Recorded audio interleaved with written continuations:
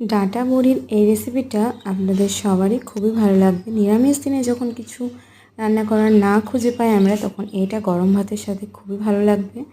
তো এটি বানানোর জন্য প্রথমেই আমি 4-5টা ডাঁটাকে ভালো করে ধুয়ে একই শেপে কেটে নিয়েছি এবং 1 বাটির মতো বিউলির ডালের বড়ি নিয়েছি।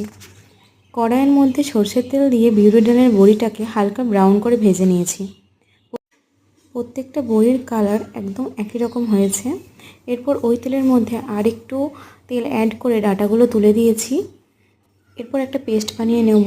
আমি এখানে 2 টেবিল চামচ মতো পোস্ত নিয়েছি আর 4-5টা কাঁচা লঙ্কা নিয়েছি, সেটাকে একটা মিহি পেস্ট বানিয়ে নিয়েছি এবং ওই যেই ডাঁটাটা আমি ভাজতে দিয়েছিলাম সেটার ওপর ওই পেস্টটা দিয়ে দেবো, দিয়ে কিছুক্ষণের জন্য ঢেকে রাখবো।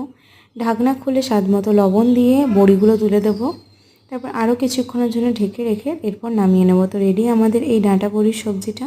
আপনারা অবশ্যই নিরামিষ দিনে একবার বানিয়ে দেখবেন এবং ভালো লাগলে লাইক করবেন।